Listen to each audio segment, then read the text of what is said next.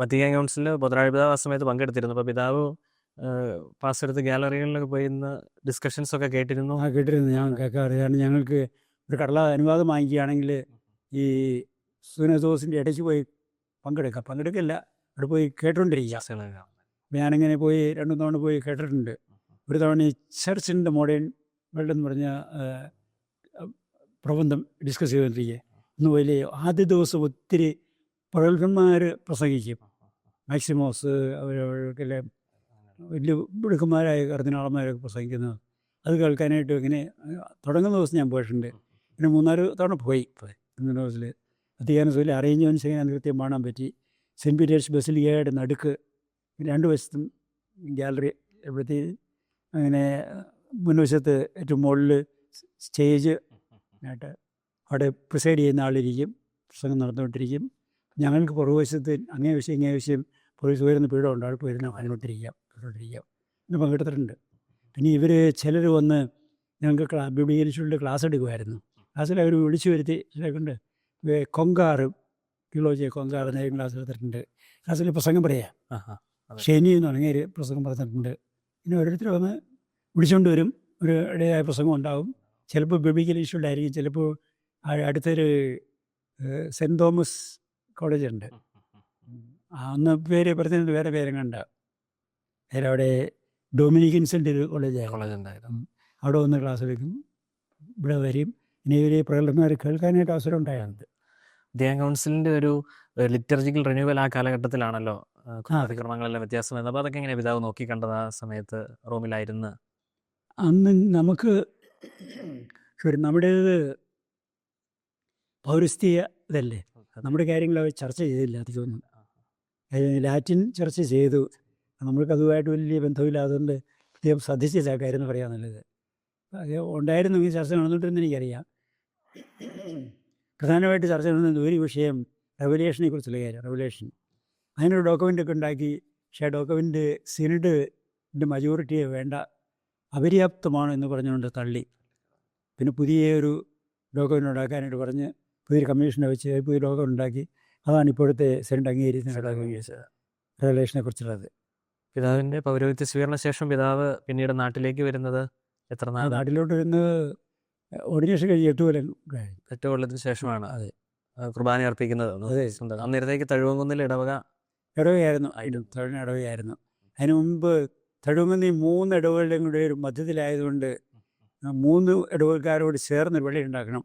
ഉണ്ടാക്കാനും പ്ലാനിട്ട് സ്ഥലം ഒരാൾ കൊടുക്കാമെന്ന് പറഞ്ഞിട്ട് കാശൊക്കെ കൊടുക്കാമെന്ന് പറഞ്ഞു.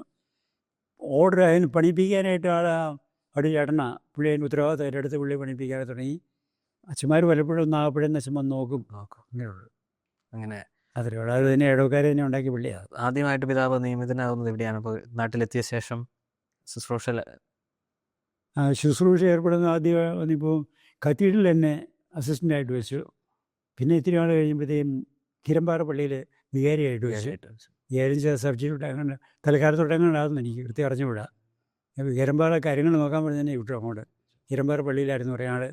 അത് കഴിഞ്ഞ് പിന്നെ കുറേ നാൾ ധർമ്മഗിരിയിൽ താമസിക്കാൻ പറഞ്ഞു. അവിടെ ഉണ്ട് അച്ഛനൊക്കെ സഹായിക്കാനൊക്കെ പറഞ്ഞു. അവിടെയായിരുന്നു 1 കൊല്ലം. അങ്ങനെ കത്തീഡ്രലിലും കിരമ്പാറ പള്ളിയിലും ധർമ്മഗിരിയിലായിട്ട് കഴിഞ്ഞു. അവിടെ നിന്നാണോ പിതാവ് വടവാതൂർ സെമിനാരിയിലേക്ക്?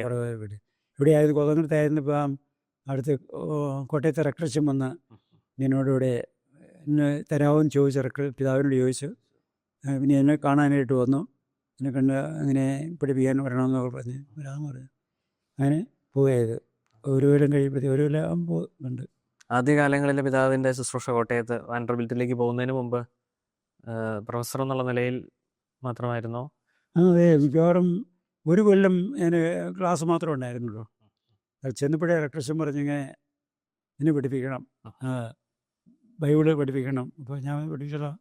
പിന്നെ പുള്ളി പറഞ്ഞിട്ട് പ്രൊഫസർമാർ പറയാണ്ട് ഗ്രേസ് പഠിപ്പിക്കണം, ഗ്രേസ് പഠിപ്പിച്ചോളാം. അപ്പം ഞാൻ എന്നെ ബൈബിൾ പഠിപ്പിച്ചുകൊണ്ടിരുന്നു. ന്യൂ ടെസ്റ്റ്മെൻ്റ് പഠിപ്പിച്ചിട്ടിരുന്നത്. ന്യൂ ടെസ്റ്റിൻ്റെ കൂട്ടത്തിൽ ഓൾഡ് ടെസ്റ്റ്മെൻറ്റ് പഠിപ്പിക്കാതെ വേറെ ആരും ഇല്ലായിരുന്നു, ഞാൻ തന്നെയുള്ളൂ. അപ്പം അത് പഠിപ്പിച്ചുകൊണ്ടിരുന്നു. ഈ ഗ്രേസ് പഠിപ്പിച്ചുകൊണ്ടിരുന്നു. പിന്നെ 1 കൊല്ലം പിറ്റേ കൊല്ലം എപ്പോഴത്തേക്കും പറഞ്ഞു കഴിഞ്ഞപ്പോൾ എന്നെ വൈസ് റെക്ടർ കൂടി ആക്കുമെന്ന് പറഞ്ഞാൽ സെമിനറി കമ്മീഷൻ വന്നിട്ട് വൈസ് റെക്ടറാക്കി. ആ സമയത്താണല്ലോ പിതാവ് വാൻഡർബിൽറ്റിലേക്കുള്ള എൻട്രൻസ് എഴുതുകയും ഇന്ത്യയിൽ നിന്ന് 2 പേർ മാത്രം തിരഞ്ഞെടുക്കപ്പെടുകയൊക്കെ ചെയ്യുന്നത്? അത് കുറേ നാൾ കഴിഞ്ഞിട്ടാണ്. ആയിരിക്കും. ഞാൻ അന്ന് ക്ലാസ് മാത്രമേ ഉള്ളൂ. ഉള്ളൂ.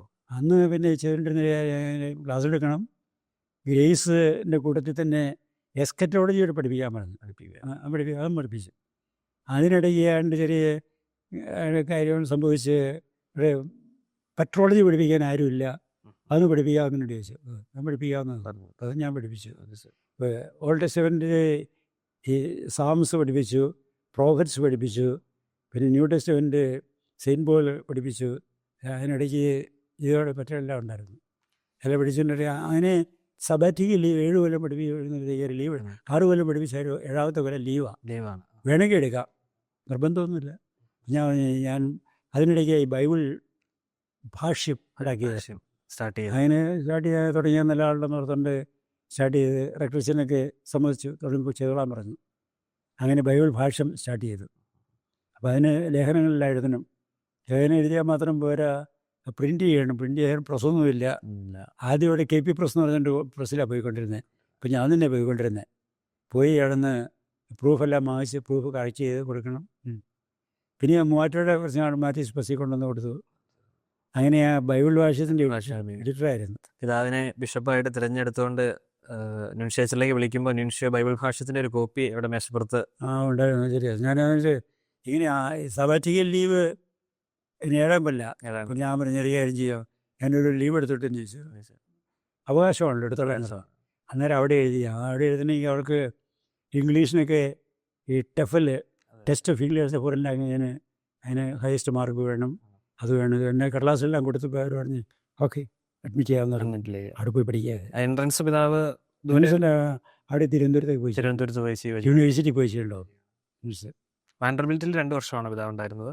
അവിടെ ഞാൻ വാസ്തവത്തിൽ 1 കൊല്ലം ക്ലാസ് ഉണ്ട്, പിന്നെ 1 കൊല്ലം കൂടെ കോഴ്സ് അനുസരിച്ച് എത്ര കോഴ്സ് ഞാൻ 8 കോഴ്സാണ് എടുത്തത്. 8 കോഴ്സിൽ അത് 2 കൊല്ലം കൊണ്ട് തീർക്കാം, 1 കൊല്ലം കൊണ്ട് തീർക്കാം. ഞാൻ പറഞ്ഞു ഞാൻ ഇങ്ങനെ ചെയ്യാം, ഈ കുറച്ച് ക്ലാസ് കൂടി എടുത്തു കഴിഞ്ഞാൽ പരീക്ഷ എഴുതാൽ മതി. ഞാൻ പറഞ്ഞു ഈ പരീക്ഷയെല്ലാം ചെയ്യാം, എന്നിട്ട് പിന്നെ ഡോക്ടർ തീസ് എഴുതി കൊടുക്കാമെന്ന് പറഞ്ഞു. ഡിസർട്ടേഷൻ മതിയെന്ന് ചോദിച്ചു. അവർ മതിയെന്ന് പറഞ്ഞു. ഞാൻ 1 കൊല്ലം 8 കോഴ്സ് തീർത്തു. പിന്നത്തെ കൊല്ലം കണ്ട് ഞാൻ ഡോക്ടർ തീസ് വരെ എഴുതി കൊടുത്തു, ഡിസർട്ടേഷൻസ്. 2 കൂടി ഞാൻ ഡിഗ്രി തന്നു. അവരെന്നോട് തുടരാൻ പറഞ്ഞപ്പോൾ ചോദിച്ചപ്പോൾ ഇവിടെ നിന്ന് ക്ലാസ്സിന് ആളില്ല, അതുകൊണ്ട് ഉടനെ വരണം എന്ന് പറഞ്ഞു. പിന്നീടും വൈസ് റെക്ടറായ പിതാവ് തിരിച്ച് വടവാതൂരേക്ക് വരുമ്പോഴാണല്ലോ. അല്ലെങ്കിൽ വൈസ് റെക്ടറായിട്ടില്ല, പിന്നെ ഇങ്ങോട്ട് പ്രൊഫസറായിട്ട് വരുന്നത്. വൈസ് റെക്ടറായിട്ട് വേറെ ആളെ വെച്ചായിരുന്നു സമയത്തേക്ക്. പിതാവ് ഇവിടെ എത്ര നാളുകൾക്ക് ശേഷമാണ് നമ്മുടെ രൂപതയുടെ മേലധ്യക്ഷനായിട്ടുള്ള ഒരു ദൗത്യം പിതാവിനെ ഏൽപ്പിക്കുന്നത്? വാൻഡർബിൽറ്റിൽ നിന്ന് വന്ന ശേഷം ഞാൻ നവംബറിൽ തിരിച്ചു വന്നു. പിന്നെ അടുത്ത മാർച്ച് മാസത്തിൽ ഇങ്ങനെ ബിഷപ്പാക്കി ഡിവിഷനിൽ അറിയിപ്പ് വന്നു. അറിയിപ്പ് വന്ന സമയത്തെ കാര്യങ്ങൾ പിതാവിനെ ഉത്തരവാദിത്വം തേടിയെത്തുമ്പോൾ പിതാവിനുണ്ടായിരുന്ന ഒരു വികാരങ്ങൾ ഞാനിങ്ങനെ അതിനുള്ളൊരു അർഹതയില്ല വിചാരിച്ചിട്ടുണ്ട്. എനിക്ക് പ്രയാസം പറ്റില്ല എന്ന് പറഞ്ഞിട്ട് ന്യൂഷ്യേഴ്സിലോട്ട് ഇങ്ങനെ അറിയിച്ചു. ന്യൂഷ്യം കൂടെ വരാൻ പറഞ്ഞു. ചെന്നപ്പോൾ എന്നാ പ്രശ്നം ചോദിച്ചു. ഞാൻ എനിക്ക് പ്രയാസമാണ്, അത് പറ്റില്ല, ഹോളി ഫാദറിൻ്റെ ആഗ്രഹമാണ്. അങ്ങനെയാണ് ഞാൻ അക്സെപ്റ്റ് ചെയ്യാം. ഹോളി ഫാദറിൻ്റെ ആഗ്രഹമാണെങ്കിൽ അക്സെപ്റ്റ് ചെയ്യണല്ലോ നമ്മൾ. തീർച്ചയായിട്ടും അങ്ങനെ സംഭവിച്ചു. പിന്നെ അത് പ്രഖ്യാപിച്ച ദിവസം ഇവിടെ നിന്ന് കൊതമംഗലത്ത് നിന്ന് ജനറലസിനൊക്കെ വന്ന് പിതാവിനെ കൊതമംഗലത്തേക്ക് കൊണ്ടുവരുമല്ലോ. ആ ദിവസത്തെ ഓർമ്മകളൊന്നും ഓർമ്മ പ്രത്യേകമൊന്നും ഇല്ല. ഞാനിവിടെ ഉണ്ടായിരുന്നു, സെമിനാറിലുണ്ടായിരുന്നു. ഇവിടുന്ന് ഇവിടെ അറിയിച്ചു. ഇവിടുന്ന് വെള്ളാങ്കരച്ചിനും രശ്മരാജൻ്റെ അവിടെ വന്ന് എന്നെ കുട്ടിക്കൊണ്ടിങ്ങോട്ട് കൊണ്ടുവന്നു. ചെയ്യുന്നത്.